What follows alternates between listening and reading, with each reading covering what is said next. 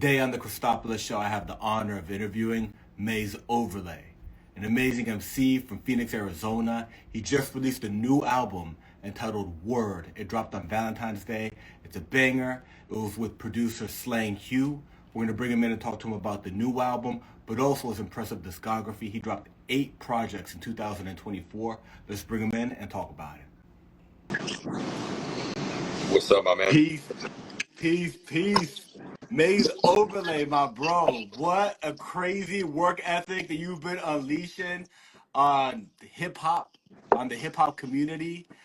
Valentine's Day, the new joint just dropped. Started off 2025. Word, can you talk to us about the new album?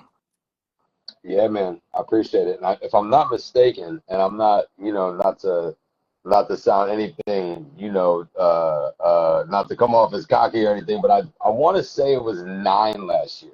I think it was. I mean, we started with, what did we start with? I know there was Nightline and Thief, and I think that's the only one you missed was Nightline. I think we started with Nightline. I think you got the other 8. So, but that Nightline and Thief kind of went together. It was kind of like a trilogy between me and War Season. So it was Shooters the previous year, and then we went into like Honor Amongst Thieves, and then Nubo Antica, maybe not in that order, and then it was Wino Willie, Equivalent Exchange, and I think it was Nightline and then Thief. But either way, it was a lot of good projects, man, and I get so much mixed results about it now, so it's cool to be on the other side of it where I can kind of analyze it and kind of see the feedback, and it's all mixed, and we can get into that, you know what I mean? But yeah, you want to talk specifically about Word? What are you feeling, man? I think you just dropped that joint and it's a banger. It's like still hot. The fajitas are still sizzling. You know what I'm saying? Right. Talk to us about Word, man. So that was done completely with Slang Hugh. Yeah, no, what's cool about that, and I'm pretty open about that process because me and Hugh started working together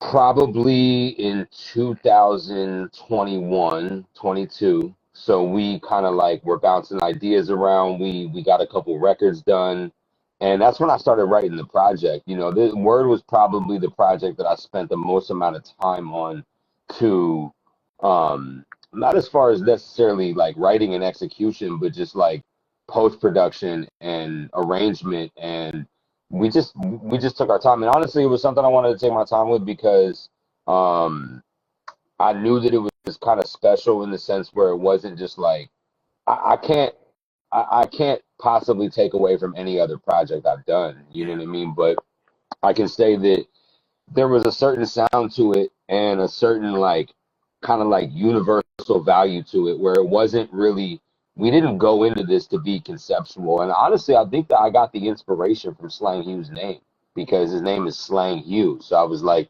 in my mind, I'm an etymology guy. I'm a word guy. Yeah. So I'm like, all right, you got slang and then you got hue, which is kind of like a light if you looked at it like its original, even though it's a name too, you know what I mean? But I was like, all right, you got the light and you got the slang, you know what I mean? So I had all these different kind of ideas and, nothing really stuck. And then, I was also like, just to kind of be transparent, like I love when Kendrick did Damn and had all these one word track titles. And I didn't do it in the same style, but there was a couple of things that I followed, and I love the simplicity of the name Word and the idea that you could just kind of like let the album speak for itself. And so I knew that there was like this foundation of like linguistics and just like the word. It's one of the most difficult projects to kind of explain, Yeah. but it's literally just about the word, you know what I mean? Like the spoken vibration, like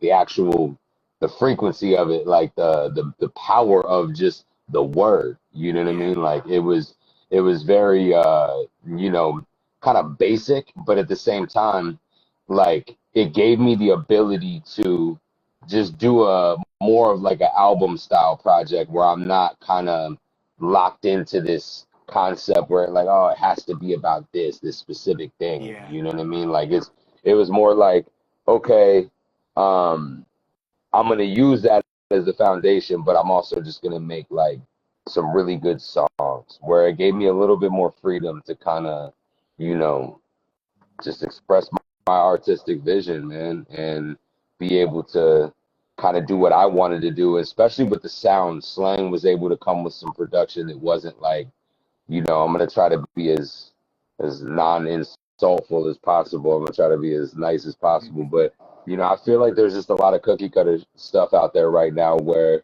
a lot of people are kind of following a wave and a trend. And Nipsey spoke about this too when he did Victory Lap. And I didn't want to do something that was trendy that everybody else was doing because and it's not really about the judgment of other artists. It's just really about my individual vision of where I wanted to take it to and kind of what I wanted to represent. And because I've done some like fairly like I guess kind of grimy, hard hitting, whatever type of projects. And there's all these different sides of myself, man. And I have a lot of versatility as an artist, which can, I've mentioned before, can be a gift and a curse, So with this, I was able to, like I had a double time record, which I love doing just because it's so I love being effortless. Like it's a very, very like not like that. Like I still have to try to do it, but like I just love rapping like that. I feel like it just displays a lot of rhythm and a lot of versatility.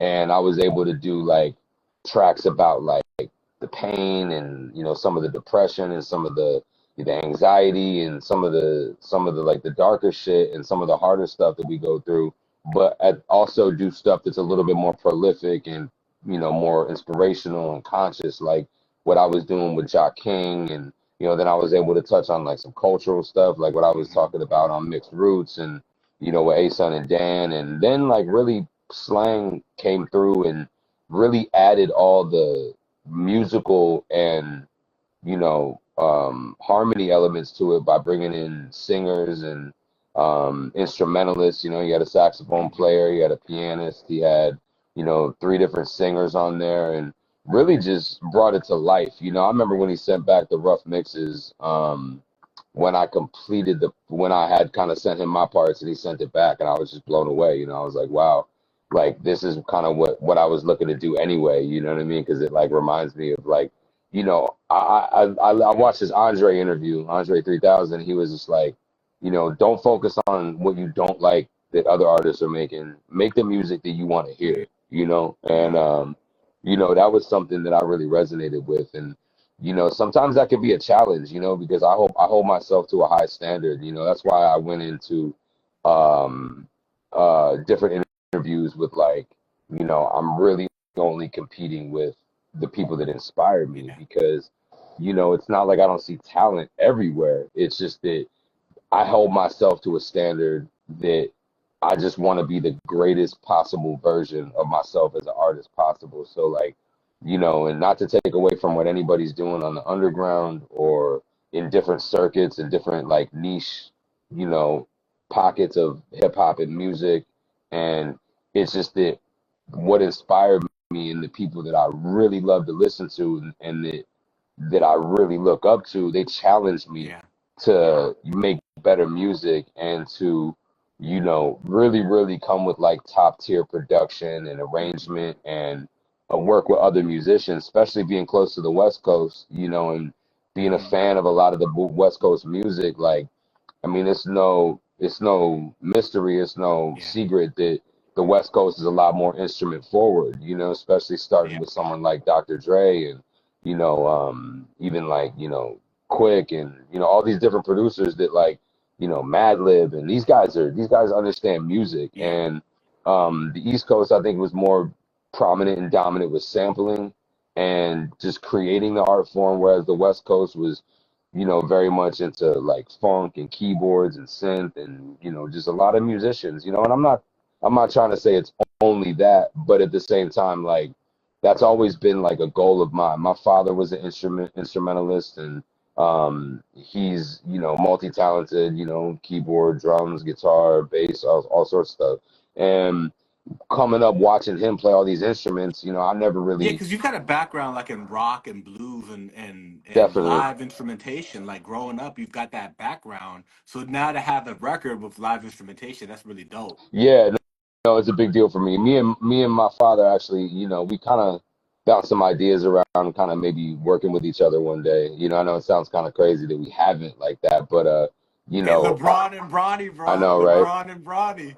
I know I can't put myself on that pedestal yet, but I would love to get there. I never will be that guy to put myself on the pedestal, man. That's one of the most distasteful things I think is when people put themselves on their own pedestal. Not the segue, but I've dealt with a lot over the past year, not just in my own life and just kind of going through changes and transitions and growth, really, but Yeah. a lot of stuff in the industry too, man. And one thing that I just don't resonate with is ego and people like unless you're like somebody. I'm not even gonna mention names, but I'm saying like there's artists out there, there's rappers that can play musical instruments, there's rappers that can sing. Like I Yeah. don't think that just rapping and putting pen to paper and getting in the studio and rapping over a beat is the most talented thing in the world. I think if you're able to be an incredible songwriter, I think if you work with Yeah. other musicians, if like you look at a lot of the hits that have been out for hit in history,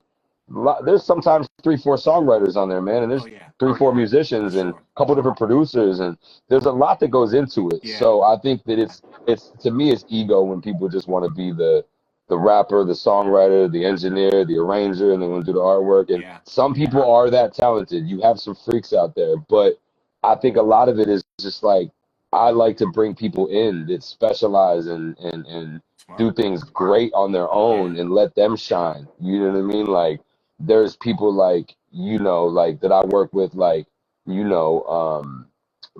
Bishop and War Season. These guys also work with and can either play keys or they bring their uncle in to play bass Hmm. or sing. And I think that having a musical foundation where you're not just sampling a record or you're not just programming drums and you're not just writing over a 2 track and dumping it in Pro Tools and recording on it. Like almost anybody could do that. And Yeah. not to say, man, you may be one of the best at that, but to me, that's not adding that much value to the culture and to the music world. I think that involving multiple people that are great at what they do and making more impactful records that stand the test of time, that are not trendy, that are not just based on the times that we're in currently, or because that like as soon as the trend's gone, the music goes with it. You Hmm. know what I mean? Like Hmm. Yeah. without being specific, like we've seen this happen 5, 6 different times Yeah.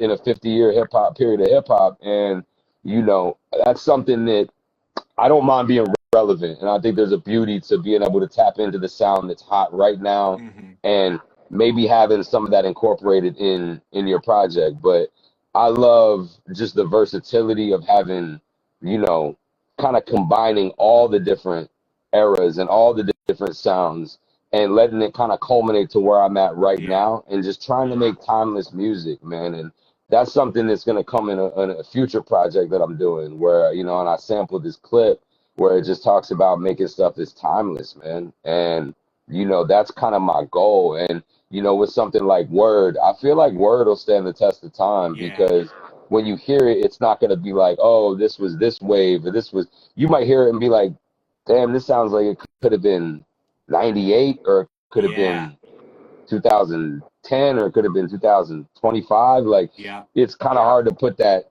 oh, it's like this, and yeah, I guess there's certain things like some slang and some terminology that you might be able to pick up on. It's like, oh man, I remember when this year they were saying that like crazy, you know what I mean? Like there's all these different cliches and things that every year it's something Right. different, right? Whether Right. it's like, It's the new talk. like I listen to the kids and it's like, oh, slay, or on God, and you know what I mean. Like so, like and obviously I got a 15-year-old now, so he's definitely one of them kids that Yeah, keeping you you know. cool. I guess so. He's trying at least, but it's just it's cool to see. I mean, Andre talks about the youth too, and I think it's so dope to see where they're at, Yeah. and I learn from them. I keep that youthful energy and that spirit because they have so much to offer, and it's really just the energy and Yeah. just that exuberant kind of youthful energy and that vibe that I feed off of. And honestly, like the youth is very receptive. They're very accepting to new ideas and new styles. And my music is aimed at that. Yeah. I mean, like there's still golden era heads that are gonna love my stuff too. But there's Yeah. also a lot of kids that are gonna be like they're gonna hear me chopping on a double time record and be like, yo, this dude's got it. You know what I mean? And I That's don't feel dope. like I sound very old, and I obviously like, I mean, I'm seasoned, I got some experience, you know what I mean? But like, I don't feel my age, and I feel like I still have like that youthful energy to like, and that goes back to my output too. You know what I mean? Yeah. Like, And the um, variety of producers, because it's not like you're releasing each album with like bunch of different producers that you just got stuff off the internet. You're actually working with a producer. They're doing a complete project with you. Oftentimes this is the way a lot of them are, right, and that kind of molds a sound and brings a different version of Maze out. For like different beat, you get it's almost like certain actors play certain types of roles, but every movie is right, different, and they're like working with a different producer, different DP, different director, yeah, director, yeah, co-stars, right? Like all hmm of this, so hmm we get to see Maze do all this, amazing work that you've been giving us. But I wanted to mention that on Word, when the album starts, it's really dope because there's a spiritual aspect to it where you're actually breaking down yeah, something that we don't think about because it's kind of deep, right? We don't want to weird ourselves out all the time just in life, right? But hmm words are amazing. It's like air, like and it's picked up through your ears, and the word is powerful, that's and right, it's related to thought, that's right? So right, words are related to thoughts, and thoughts are like the most powerful thing, right? that's right, Everything's an idea first. So you like open the album up, just like hitting us with like this knowledge, reminiscent of almost like a J. Rue the Damager, like the beginning of that Sunrises in the East. Like there's like an opening to this album that kind of sets the stage for you now to give us lyrics, which you deliver. that's So right. it's a powerful, powerful in the beginning, and then logos, right? And you just jump into the album. hmm Very, kind very of hit the powerful. kind of hit the nail on the head right off the bat. I mean, and that's where it's like I wanted to drill in. I wanted to come out strong and just drill in the concept where it was like, all right, like this is about the word, and Maya Angelou on that clip kind of set the tone, and then to close the album, Nipsey said the same thing. You know what I mean? Like it was, they're saying the same thing. Also, I got that from Damn as well because Kendrick did this project where he on purpose made it to where you could play it front to back and back to front. If you ever get the chance, play the last song first and just reverse engineer it, and you'll learn. That's why we ended the music in the last track was piano from the sample in the first track. So Oh, if you that's wild. and what's dope is Slang did that. So I was able to say, oh, you know what? Let me custom fit this order to where, it's going to be have that kind of, it's just kind of cool. It's a cool detail. Like I don't I give Kendrick a lot of credit for, and it's no I think everybody that knows me knows that, I'm a big fan of Kendrick because I love the attention to detail that he puts into his work, The whether it's Easter just eggs. it's crazy, man. From the performance we saw on the Super Bowl to, how you dissect something like a verse on nostalgia, where he's, adding stuff up and he's coming back. And it's just very calculated. And, you know, Mac Miller did it with swimming in circles, right? Swimming in Yeah. circles. And he had these, obviously one was posthumous, but at the same time, like, I think he really knew what he was doing when he was like, well, I'm going to do this one and then this one to follow Wow. up with it. And I love how you could kind of take a bird's eye view and like, you're almost like, playing Sim City with, or you're doing like, you like constructing these albums instead of just like, I'm gonna put some bars together, make a bunch of songs and put it on a project and then on to the next one. It's like you're kind of like, and I've been like that with my whole career because I knew that going into this, I knew that certain projects were not going to be well received at a certain time. Yeah. And, I remember Slang during this process was like, nah, man, let's just drop it on them. I don't care if they're ready, and I kind of take the approach of, I like that. I like my guy from Oasis that was like, man, the fans don't know what they want. The consumers are not the most educated, demographic. And, not to be insultful, but like a lot of people, they're just going through life. They don't know how to like, the world wasn't ready for Jimi Hendrix, like he said, but that's what they got. You know what I mean? So don't get me wrong. I come with that approach too, because I'm not making music based on what the fans think of it. I'm making music that comes from me, that I'm like, this is what I want to make. You know what I mean? It's not based on what another artist does or what the fans want to hear. Some of the most experimental music in history has been iconoclastic, broken the mold, Yeah. kicked down the doors, Hip-hop. and really just, jazz was like that. Yeah. And then you get experimental stuff, even like something like Run the Jewels, or, just, MF Doom, Yeah. you know what I mean? And, stuff like that just challenges the norm, that isn't really like, this isn't typical. And, every time there's like this wave of, new artistry, a lot of people latch onto that and like, okay, I'm gonna do this because they're successful at it. Like, I'm gonna do that, and I'll probably get. And the problem is, you just end up getting all these clones, and it's happened in every era. I watched it happen in the Wu-Tang era. That's right. I watched it happen in the Jedi Mind Trick era, and I'm watching it happen in the Griselda era. You know what I mean? So, and there's a lot of things in between those, and there's a lot of standouts in between. So I'm not taking away, and also I'm not taking away from any of those individual artists and what they gave to the game and to the industry and to the artists. A lot of it is just inspiring. You know what I mean, to people, and sometimes they, we emulate or we imitate. But for me, it was always about taking what someone did and say, okay, that worked for them, and I can kind of dissect their business model and dissect like, how did you do that? But then I apply it to me, and I don't necessarily change my sound because of it. I may change my practices and maybe how I, get the music out or how I operate, but I always want to stay true to the music that I make and to like me as an artist. You know what I mean? So, it was dope because Slang really like gave me the time to like be patient and know that I was kind of leading up towards this release, and this release wasn't designed to just be like this. All right, let's just make this tape, get a vinyl deal, or get some physicals and go. Even though we're probably gonna do some sort of physicals for it, but like it wasn't based on just that. Like, I mean, a lot of times, I'm working with Coach, and he's like, "All right, Maze, this album can't be longer than 41 minutes, 42 minutes." Me and War Season had to cut a track from Shooter's Galleria because it was too long to go to vinyl. So, wow. I don't like to do that. I'm not making music just to go to physical medium. And if I have to, then I guess I'll just do a double vinyl or something. You know what I mean? Yeah. But, and I'm not against it either. Like, some projects are going to be naturally longer than others, but like all the classic albums are 50 minutes to an hour or 10 minutes, not all of them, but I mean, a Now, I lot know of what you classic mean. albums. That's when albums used to that was the standard.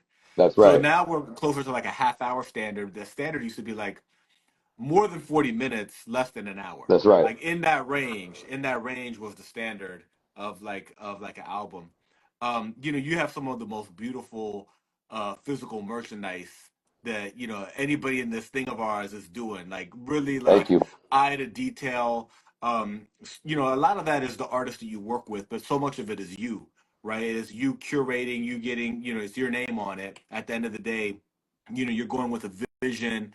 Can you talk to us about that aspect of your artistry, right? Which is like the physical merch, the deciding album covers, Hmm. color palettes. You put together really dope color palettes. Thank you. Talk to us about that skill set.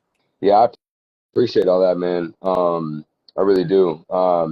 I think that number one, I kind of have a vision. Some people, they'll get artwork first, and I've never really been that guy. To me, I'm always like, I want the art to represent the music. So what I do is, I've had some people in my corner. My boy Jules from overseas, early on, he was really helpful in helping me create some of this artwork.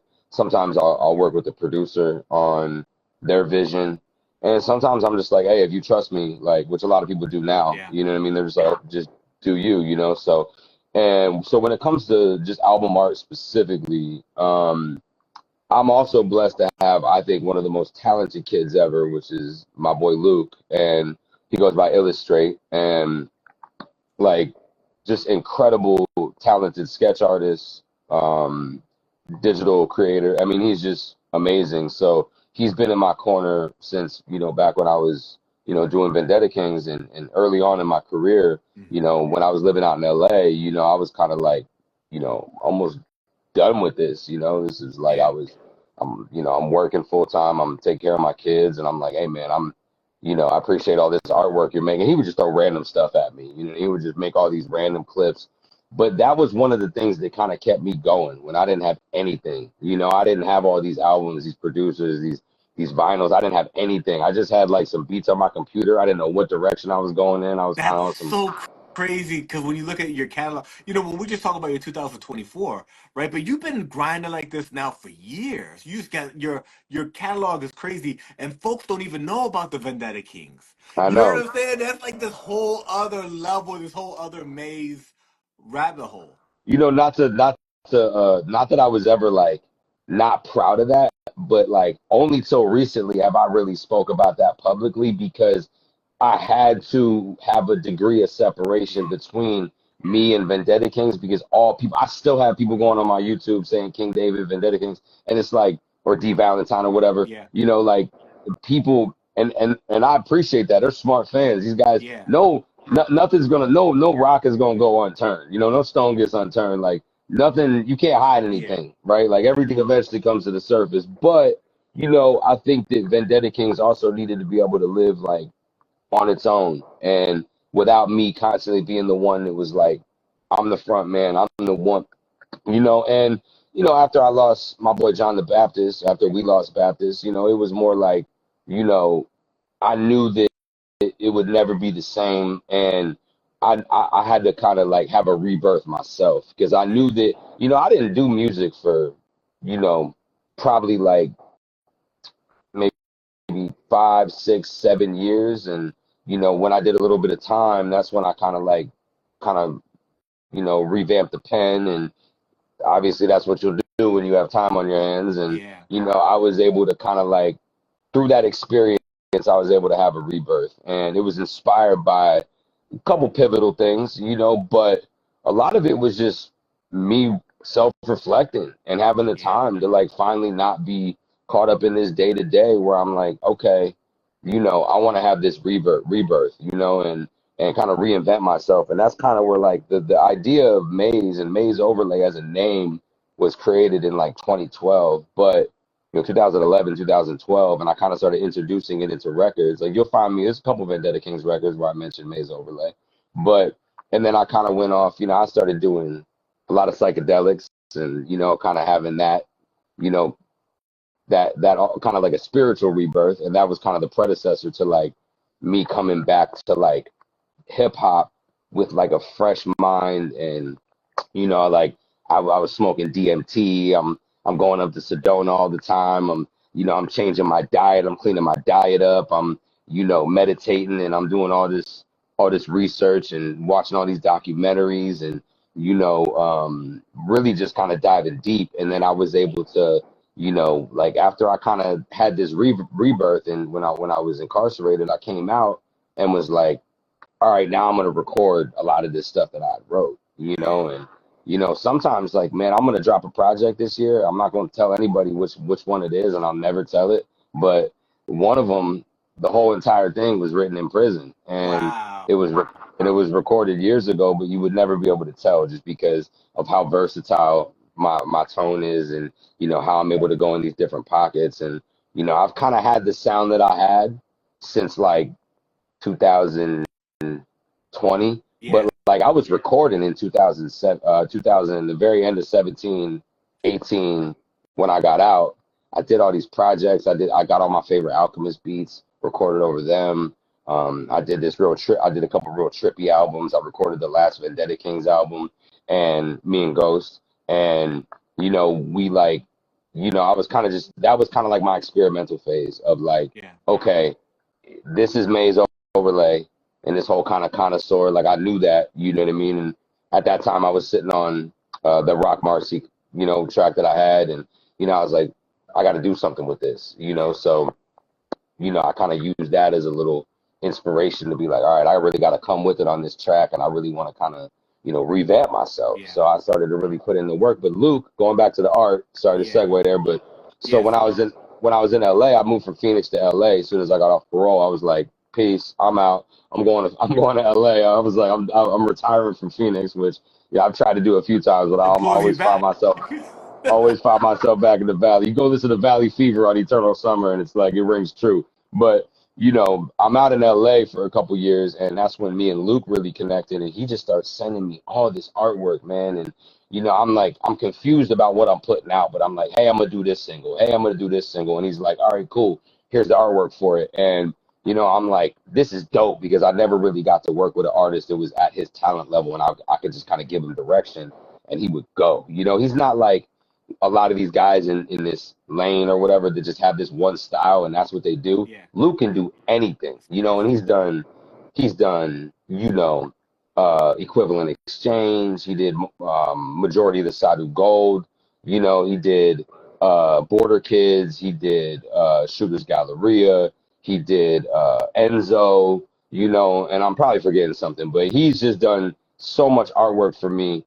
And I was so glad that it went to vinyl, because I was like, what an honor for me to give that to him. And then, what an honor for him to be able to just go from a fan to like, now you're solidified as an artist in this space, and this is just the beginning. Like my trajectory, like no disrespect to all these underground artists in this whole space, but this is not my end game. This is not my resting place. This is just the beginning. Yeah.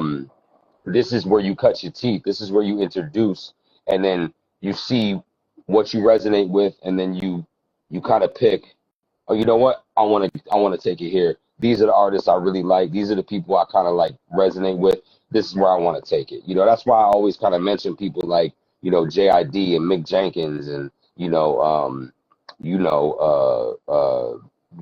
TDE or, J. Cole or, just, certain vibes, right? Where I'm like, I like this music. And there's new guys too. Like I like YTK. I like Free Party. I like a lot of younger people that are just, on the come up and they got a cool sound and, they just have, that's what resonates with me, and that's the direction that I kind of want to go in. I love working with singers.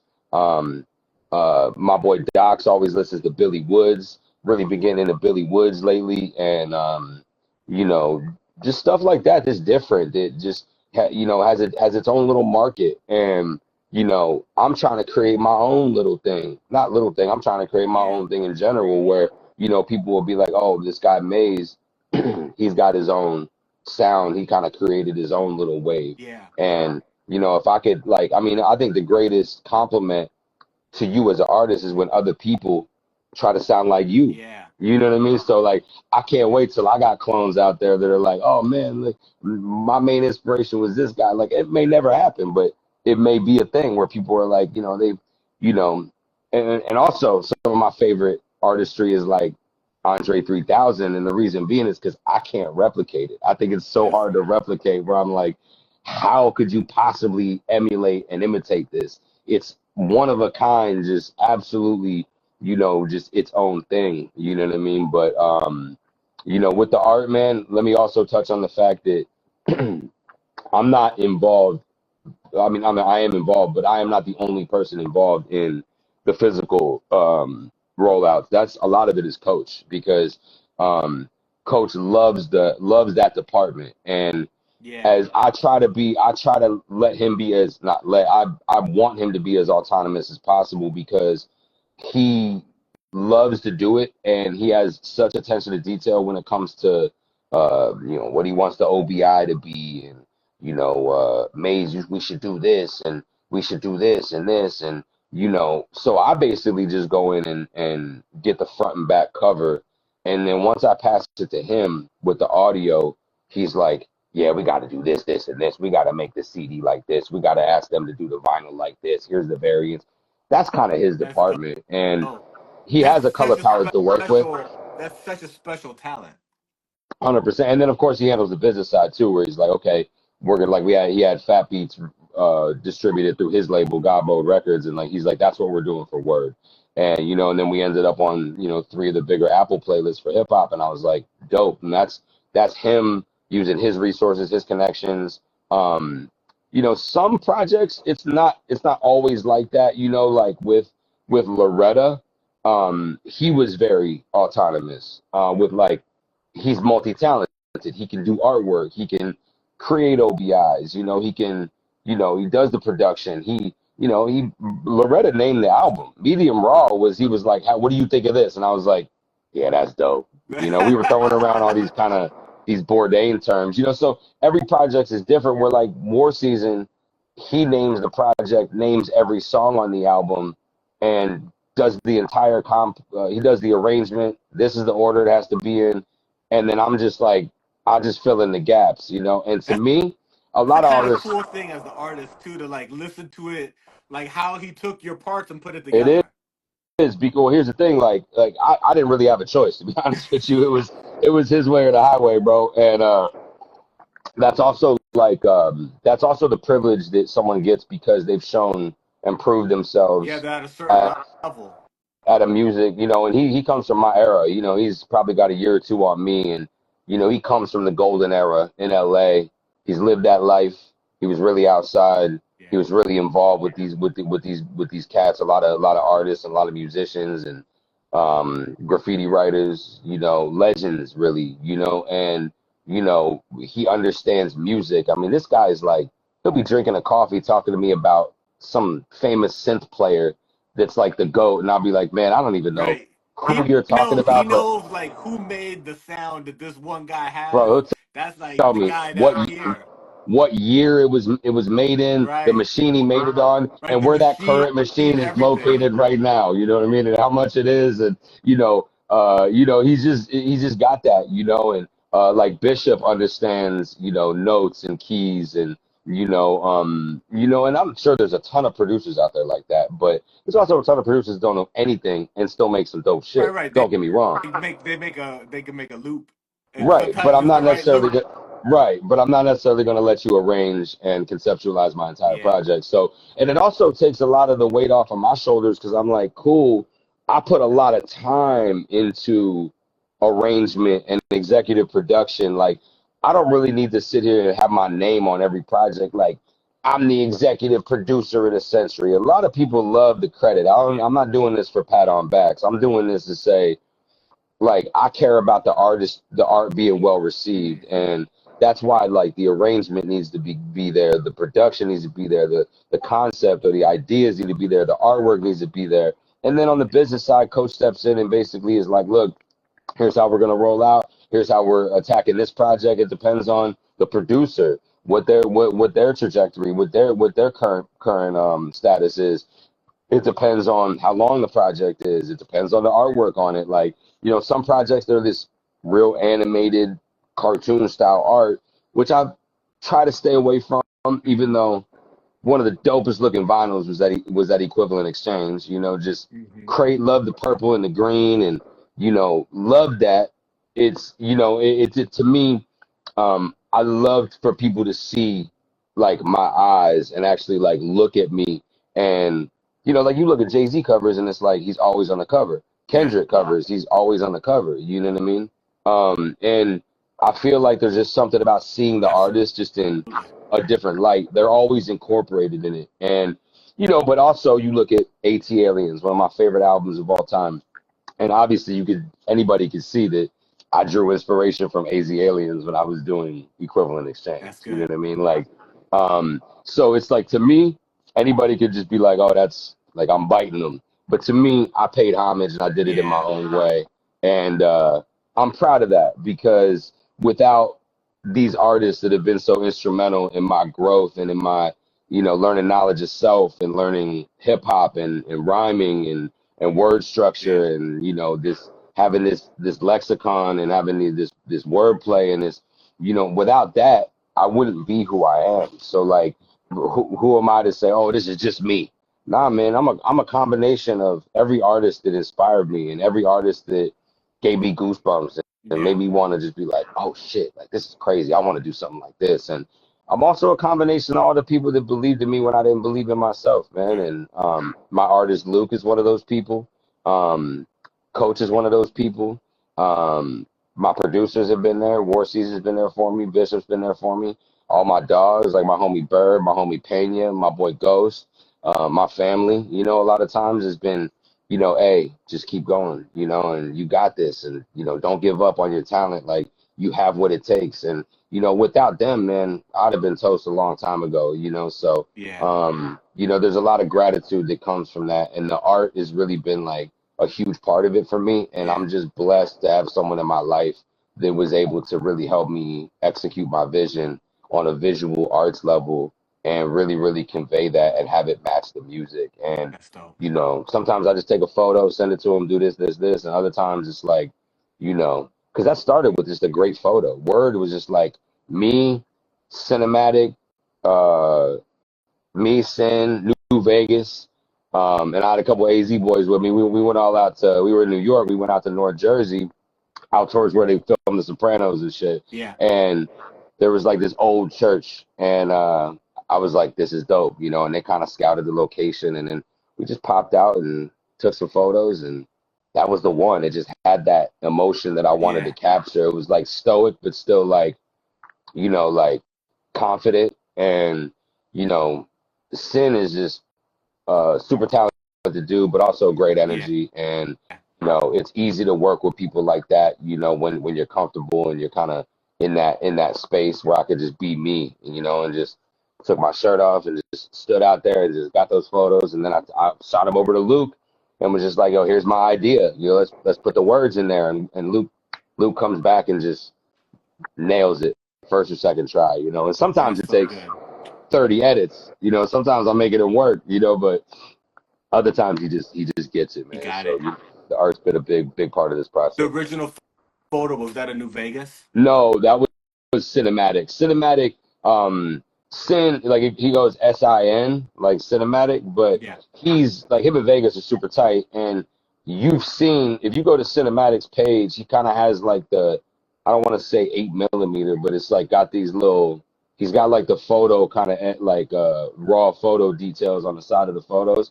yeah, And go follow him, man. He's got pictures of like everybody. I mean, the craziest one I saw was probably Mike Tyson. yeah, Um, but no, Sten is just a very talented photographer and a really big part of this culture, especially the underground culture in New York.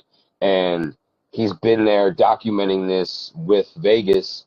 They're a team, man. Like yeah, they work together. When I shot videos with Vegas or done stuff with Vegas, Sin is there with them. Whether yeah, they're holding lights for each other or they're directing traffic or they're just kicking it, yeah. smoking a joint and Working. just chopping it up. Yeah, man, they're always there. Almost every time I show up at an event, I'm almost guaranteed to see Sin and New Vegas, and them guys have been nothing but cordial to me and shown a lot of love, and I'm grateful for them. So Yeah, that's how that whole started. It started with just a dope photo, and then we were able to turn it into this dope piece of art, man. it's really dope. The In 2024, you had so many dope projects. We counted nine. And, amazing work. The Grid, Enzo, 84 Testarossa, right? We talked about Nightline Thief. Um, it's so early in the year. You already got one under your belt. Word is an incredible project. What's the rest of 2025 looking like? Uh, uh Album wise, like as far as like output, Yeah. pretty much the same. That's I don't. crazy. Man, I had, it's, and just to clarify, man, like, I go through different phases in life where, like anybody does, and you know, also I've heard there's been a lot of comments, and I'd like to clarify that number one, I'm not doing this to keep up with anybody or to compete with anybody. Everybody's got their own path. Everybody Yeah. does their own output how they see fit. Some people drop one album a year, Hmm. some people drop five, some people drop 12. You know, some people have a great year and then they have a slower year the next year. Yeah. I don't think it matters unless it's just the individual artist. It's their goal. Like Jay-Z said it best. He's like, I'll speed up or slow down for anybody. I'll move at my own pace. Don't let anybody speed you up or slow you down. You know, I always look at someone like La Russell, right? Not only just amazing work ethic and amazing knowledge of the business and great ethics, and morals, and just a stand-up dude. But like, he releases a ton of content. I mean, he goes on these podcasts and he's like, I'll share old content. You know, no one's gonna tell me. I gain listeners, I gain followers, and even if I didn't, the fans are like, hell yeah, another album, great. You know, and then I got people that like I got this platform in Phoenix. It's always like, why you release so much music? Like, it's too much. It's numbing to the ears. It's too much to digest. I don't care. I don't care. And they're always sharing my stuff and supporting my stuff, and then they always have this, even publicly. And you know, I don't stray away from controversy, man. I'm Italian. I'm outspoken. I'm opinionated. I speak my mind. I don't give a shit.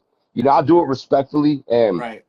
I'm not gonna fight nobody over it. You know what I mean? Like, I mean, obviously, I always protect myself, but like, I'm not like, You ain't getting in no trouble over like it's not some serious to Bama's. me, bro. I've had rappers get like so up in arms about comments, and I'm like, bro, go be mad at Kanye or something. Like, I'm not even that guy. Like, I'm like, if you're offended by me, like, I don't think you're ready for the industry, because the industry's you're gonna be really offended when you see what they're gonna offer you on at that business meeting for that label. You know what I mean? Like, I'm not that guy. You know what I mean? Also, like, why are you competing with me? Go compete with Jay-Z or Kendrick or something. Like, I don't, you know, or you know, Benny the Butcher. So I don't care. Like, I'm not that guy. I'm so much dedicated to being in my own space. Like, I don't, I just don't care enough. But I'm also, I'll speak my piece, which obviously almost anybody that's seen me and knows me in this space, you know, I got some shit to say. And, you know, I got some records that are going to come out too where people will probably be like, oh shit, he's really, and people probably going to know who the fuck I'm talking about. And honestly, I don't care. I'm not here to make friends. I'm here to leave a legacy and make money and have a good time and enjoy myself and give my gift to the world, you know, because a gift isn't mine to keep. I was blessed and I had to work really hard to get this good, and I had to beat the odds. I had to overcome a lot of obstacles to get here, and nobody's gonna stop me. I don't care. Like, you know, and nobody's coming out to Phoenix to start problems with me either. So like, and if that's what they want to do, good luck. You know what I mean? But like, I don't put that type of energy out there, and I'm all about self growth, self improvement. If my enemy came to me, my op, right, it like, and was like, hey man, look, I'm really sorry. Like, I disrespected you, or I stole from you, or you know, I lied to you, or I did this, I snaked you, I went behind your back, I was gossiping about you, and I was like, and they were like, I'm really sorry. Like, I didn't really like, I was in a bad space, and I just want to be cool. I'd be like, cool, bro. Like, water under the bridge. Like, as long as you didn't harm me or my family, or like, you know, call my mother out her name or something, like even then, like, how is that gonna affect me? You know what I mean? Like, I'm focused on truth, not the opinions of men. You know what I mean? So, you know, but as far as the output, you know, I've had time in my life where I sacrificed time away from my children and my family that was right on the other side of the door, running around having a good time, that probably wanted to play with their dad and have fun with their dad. But instead of doing that, I sacrificed to follow something that I'm extremely passionate about, that I feel like I have a future in. And I wanted to express myself. And so I'll be damned if any critic, or especially non-artists, like, you do a great job, and you're a humble dude, and you got a great platform, and you know, you have a lot of respect for the artist, and you're very cordial. I'll be damned if any platform or anybody that wouldn't even have a job if it wasn't for the artists that are giving you that to tell me how I'm supposed to release my art and my music. Like, it's not only is it offensive, but it's just audacious. Like, who are you? Like if you're now if you're like Nas and you're talking to me, or you're, you know, if I'm having a meeting with PG Lang and Dave Free and Kendrick Lamar, and they're like, hey, bro, like, you might want to slow down a little bit. You're here. Like, let's just dial it back to 5 projects. I'd be like, cool, bro.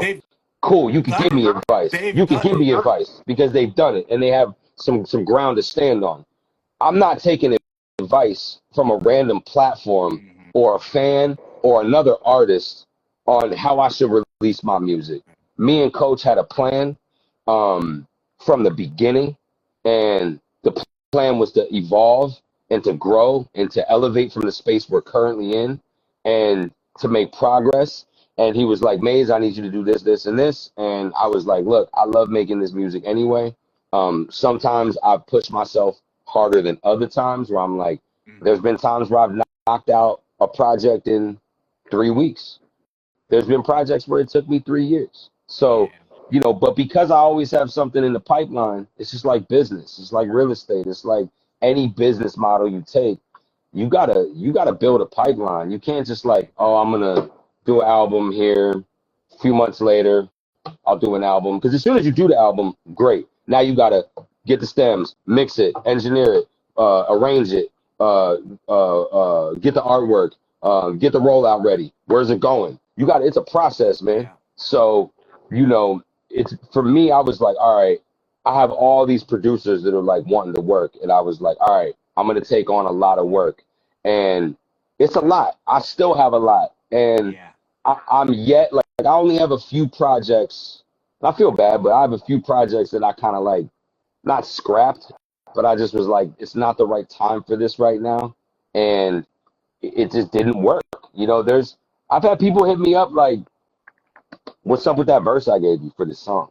You know, and I'm not talking about anybody specifically because one of my good homies just hit me up last night and he's like, hey, what's up with that verse I gave you? And I'm like, and I'm fully intending on releasing it too. I got caught up with all the major releases that, you know, I wasn't able to get this single out in a timely manner. And, you know, a lot of it is my life and just where I'm at, what I got going on personally and financially and business wise, where, you know, because I have other ventures than just music, you know, and, you know, and that's okay. That's my business. And I'm not really public about that. Like, I like to have my private life. I am not a TikTok guy. I'm not a jump on the camera and, hey y'all, here's what I'm doing. Here's the school my kids.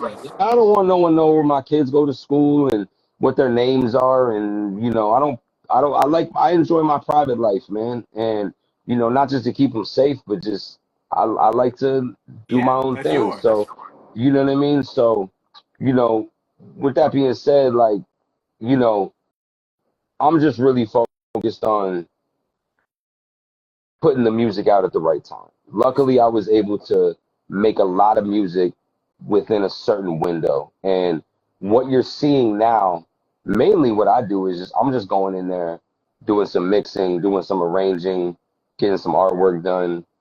I get it over to Coach. Coach does what he does.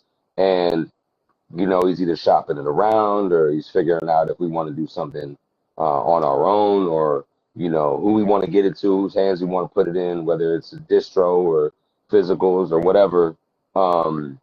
You know, that's what a lot of my process looks like right now. So I will tell you that, yeah, it is, man. Like, I got, you know, I'll just be upfront. Like, I got another, like, for this year, I got another like 6, 7, 8 projects that are complete. You know, I'd say about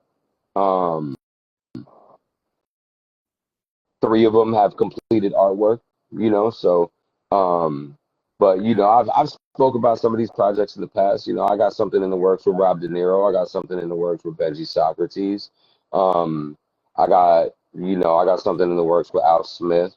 You know, I got something in the works with Body Bag Ben. And those are, I mean, that's enough right there. That's enough lineup. You know what I mean? Like these are But you're talented basically guys. at the stage where you guys are shipping product.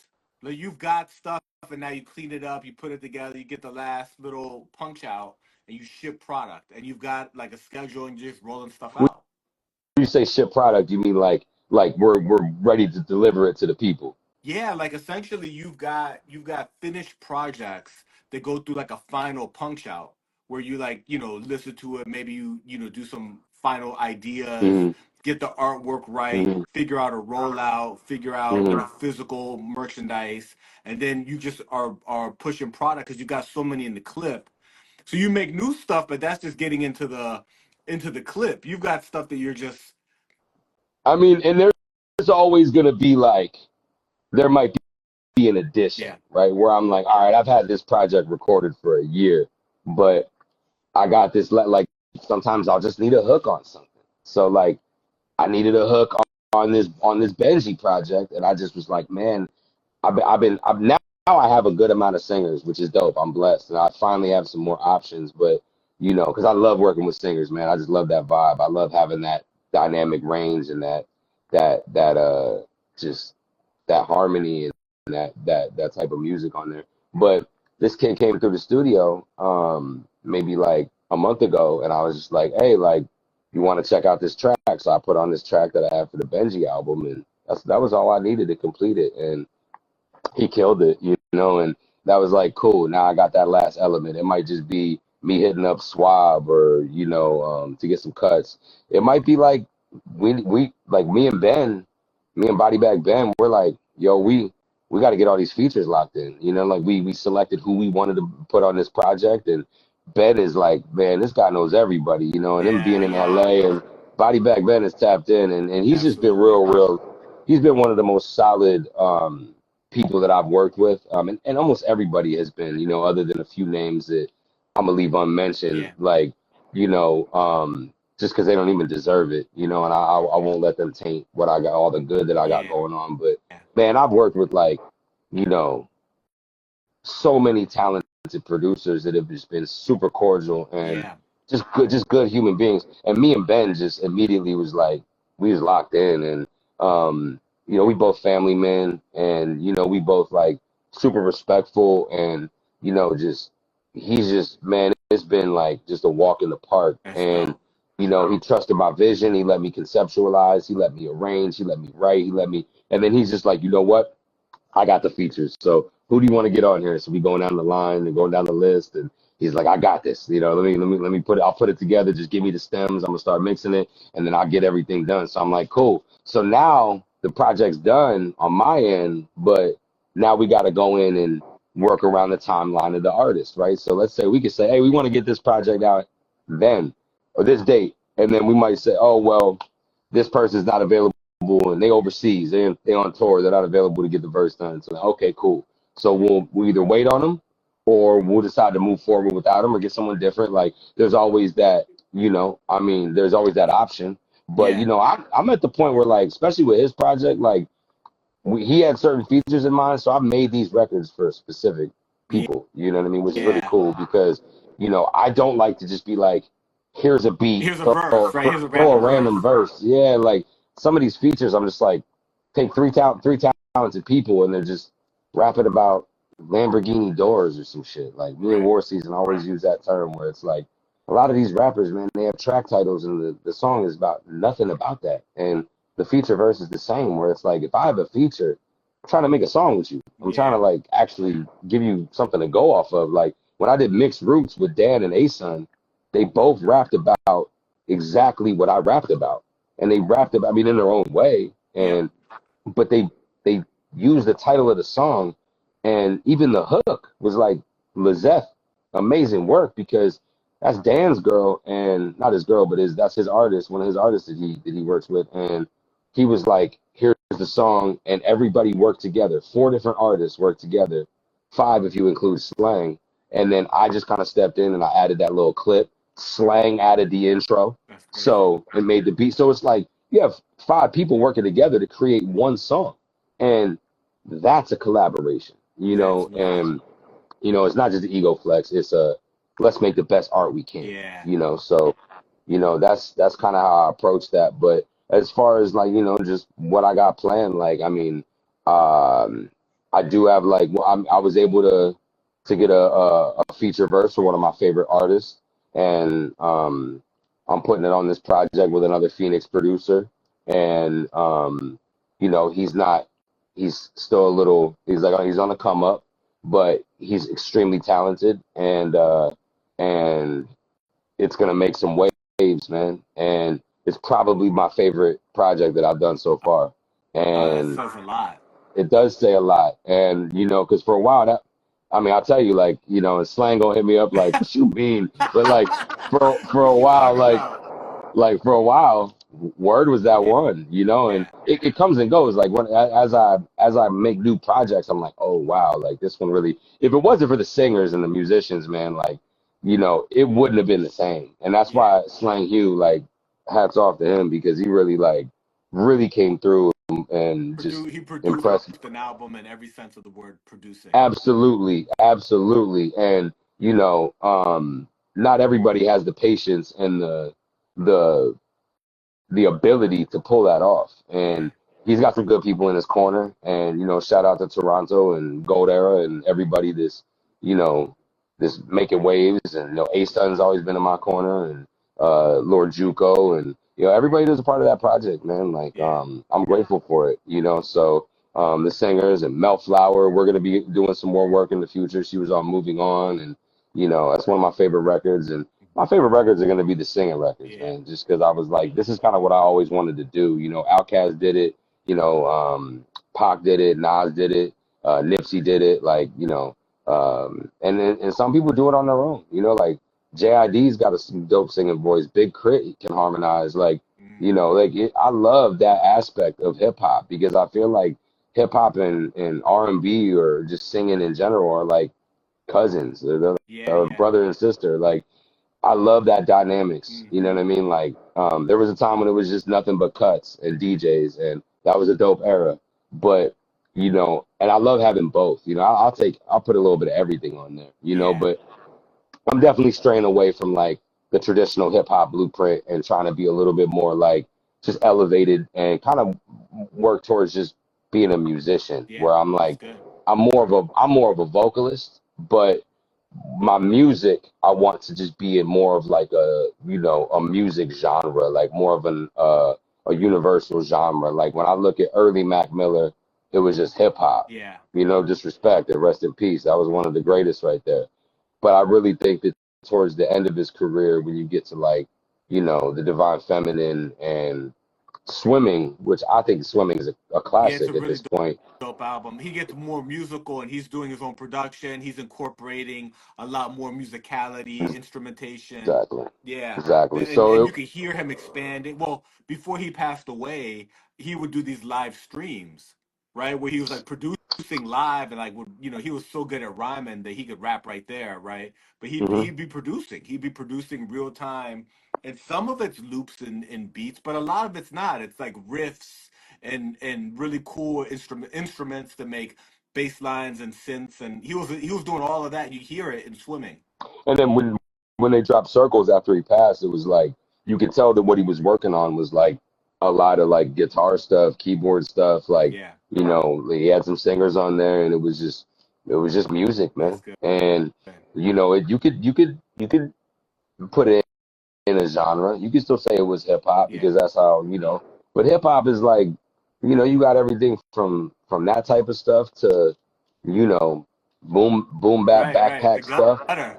yeah, to gangster stuff, to more R&B based hip hop. You know what I mean? Like, it's so wide now. Hip hop is definitely merged with pop, and it's became like this huge thing. Like, Yeah, me and my boy Docs were talking the other night, and we were like, we kind of missed the days when hip hop was like counterculture, yeah. when it like When it was when underground. everybody wasn't like into it, where like some people Yeah, were like, "Oh, I don't really like that."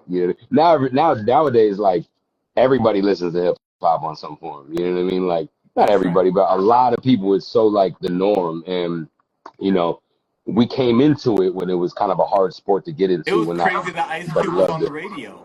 You know what I'm saying? Right, When he did Today Was a Good Day, it was crazy that Ice Cube was on the radio because right. hip hop was not like that, right? It was underground. Yeah, That's right. So it was cool, man. It's cool to see the transition, but I also like really value that kind of exclusivity. And I think that the people that it's unfortunate that there's a lot of people that are on top that are really just products of the industry. But there's also a lot of people on top that are extremely talented. You know what I mean? Like you look at people, like a lot of people don't even know. Like I can mention names that maybe the underground space would be like, who? But like yeah, these guys have hundreds of thousands of listeners and millions of streams and millions of views on YouTube and tons of followers, and they have a real fan base. They're probably making good money off this. Like, look at Sylvan LaCue, look at Mick Jenkins.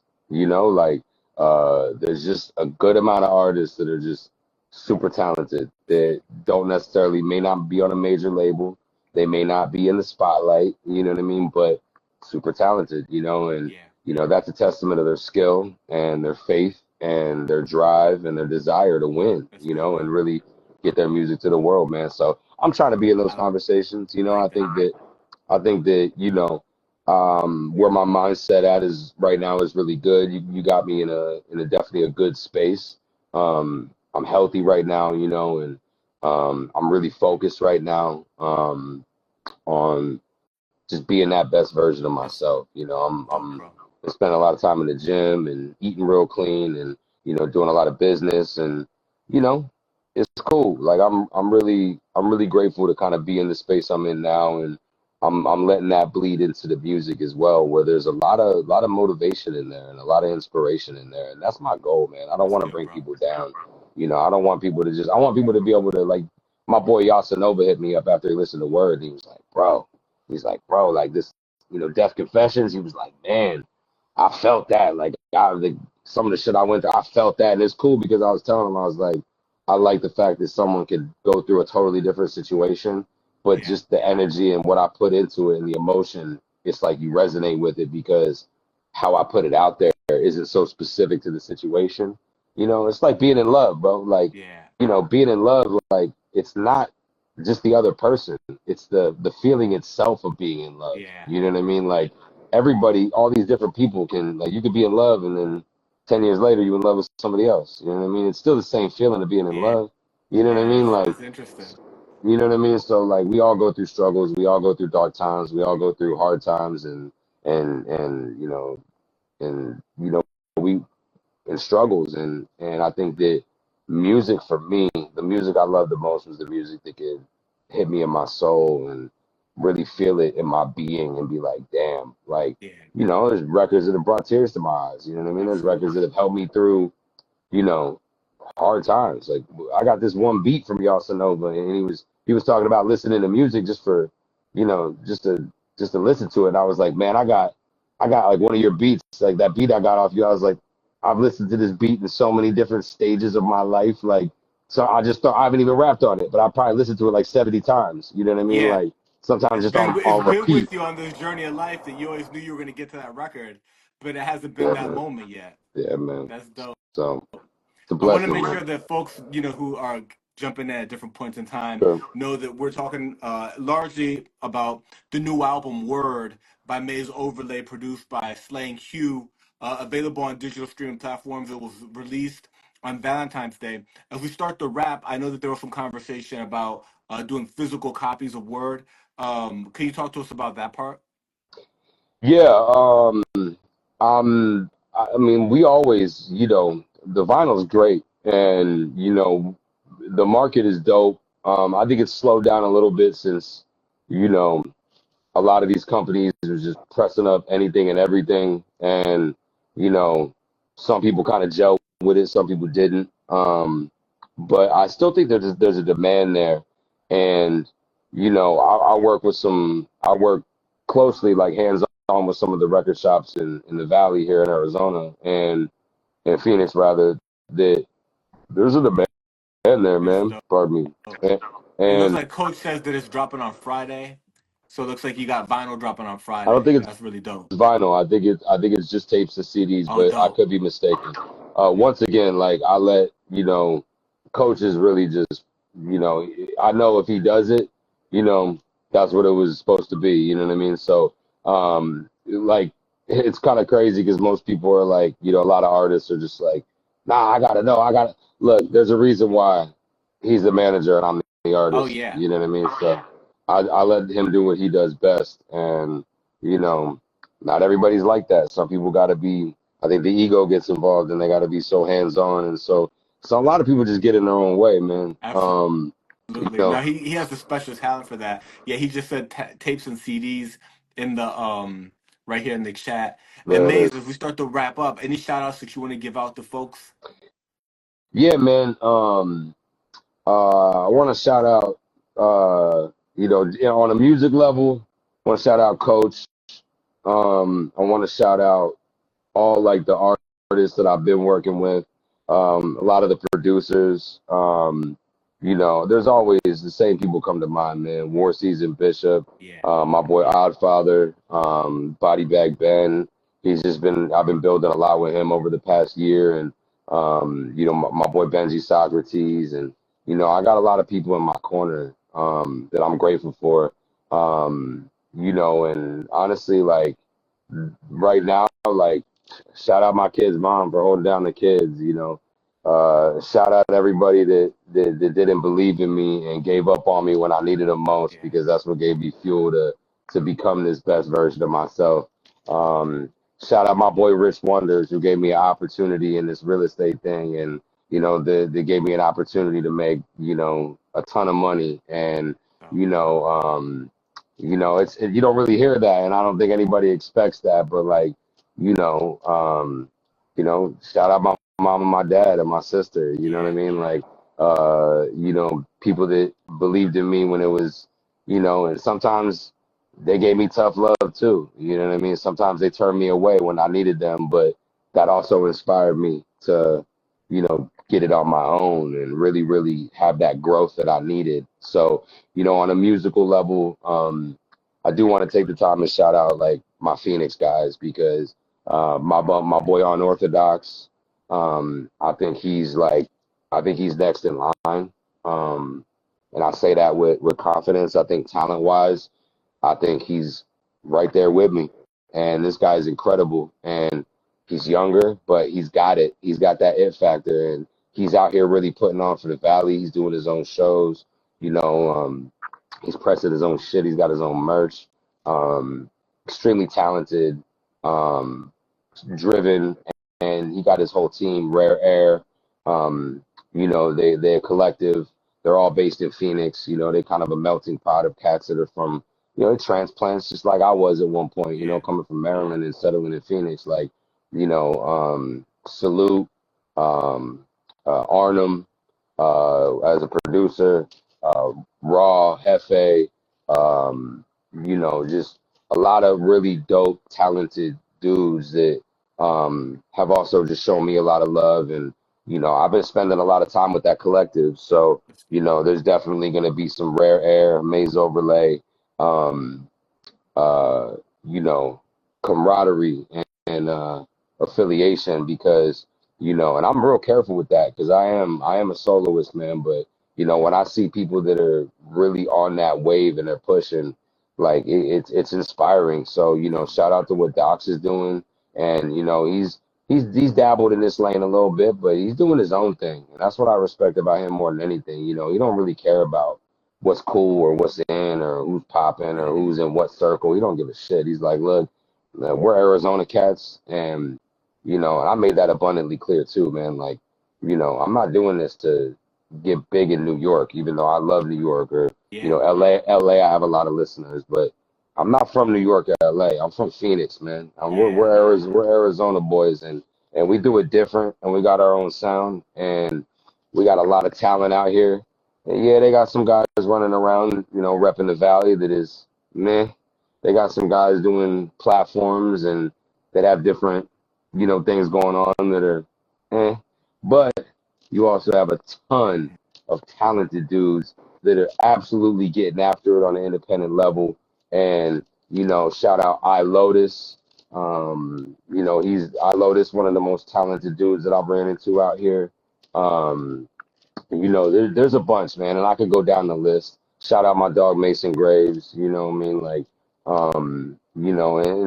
everybody that's working with me as a producer, that's being patient and that's giving me the chance to just do my art at my own speed and time. Thank you. I appreciate y'all.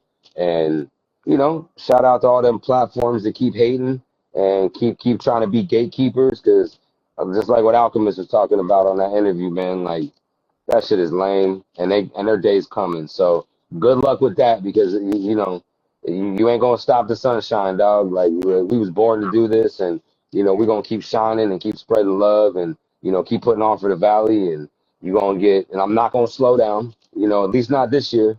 There may come a time for that, but it's not this Right. year, and I'm still working. Not at the same speed I was at a certain time, but luckily I have the luxury to kind of put it from overdrive in fifth gear going 160. Now I can downshift to Right. fourth and You kind can of cruise. I could drop it down to a bill on the 405 and just kick back when it's like 2 a.m. and actually not have Yeah. traffic. You know what I mean? Yeah. Like, That's good. so no, man, I Good. appreciate you having me, and Thanks, my brother. thank you for all the support, and let's keep this going. Hopefully next Yeah, year we'll brother. tap back in and do it again. Absolutely, man. Your work ethic is inspiring. The quality of your music's incredible. Word available on all DSPs is an incredible project. And man, you need to tap in with your boy Maze Overlay if you haven't already. My bro, it's an honor to have you on as always. I look forward to building soon. Peace. Absolutely, bro. Cheers, Peace. bro. Peace.